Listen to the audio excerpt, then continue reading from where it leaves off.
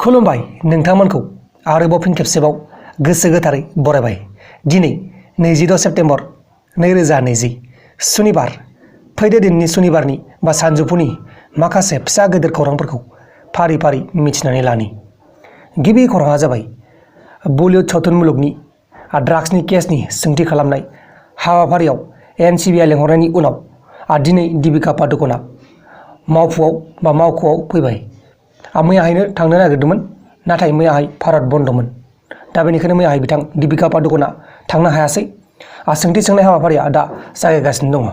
बिथांखौ सोंथि सोंखांनायनि उनाव राकुल प्रीत सिंह, सारा आलि खान बिथांमोनखौबो सोंथि सोंगोन होननानै एनसिबिआ फोरमायदों। लोगोसे क'क्राझार लकसभानि एमपि नब कुमारआ आसामनि रायजो बेंगिरिया सुक्रुबारनिफ्राय एबा मैयानिफ्राय बिटिएडिनि मुंखौ बिटिआर जाबाय होनना फोसावनायनि थाखाय दावराव दावसि खालामदों। बर' हान्जाफोरा बिटिआर जाखांनायनि उनाव गोजोननाय मोनाखै जानांगौ, मानोना जोंनि बे बिटिआरआव थानाय बर' हान्जानि मानसिफोरा बर'फोरनि मोजांखौ लुबैया आरो बर'फोरा बेखिनिखौ सोमावसारनायनि गेजेरजोंसो मोनदों।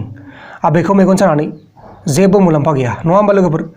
गुबुन फारसेथिं पाकिस्तान हादोरा टेररिस्टफोरनि थाखायबो पेन्सन होबावो आरो जायबा टेररिस्टफ्रा पेन्सन जाथ'वाखै बैसोरनो दरमाहाबो होबावो होननानै इउनाइटेड नेशननि एसेम्ब्लियाव बुंदों।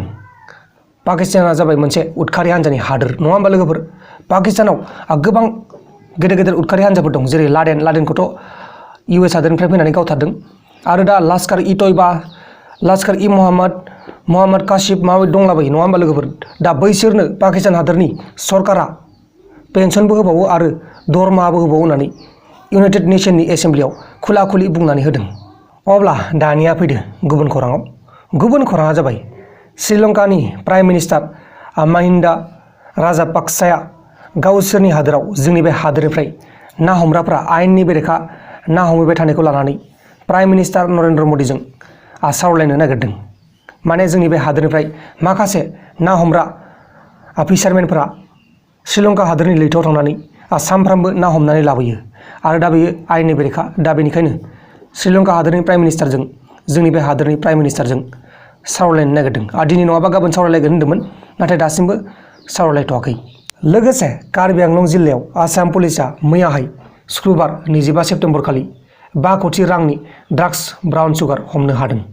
मानसिफ्रा नैबेसोरनोमोन, कार्बि आंलंनि मानजा होननाय ओनसोलनिफ्राय हमनो हादों बिसोरखौ। जोबोर मोजां खौरां। बेबायदिनो जोंनि बे आसामाव ड्राग्सनि फालांगिफोरा बांगासिनो दङ। जोंनि बे आसामावल' नङा, जोंनि बे सा सानजा भारताव गोबां ड्राग्स हमनानै मोनगासिनो दङ। बे लकडाउनावनो गोबां ड्राग्स हमनानै मोनगासिनो दङ। गुबुन खौराङा जाबाय जोंनि बे हादोरनिफ्राय श्रीलंका हादोरनो $100 मिलियन लाइन अफ क्रेडिटनि अफार हरदों। सलार प्रजेक्टनि थाखाय हरदों। माने श्रीलंका हादोरावबो सलार प्रजेक्ट खालामनो नागिरदों, बैनि थाखायनो $100 लाइन अफ क्रेडिट हरदों। अब्ला दानिया फैदो जोबथारनाय खौराङाव।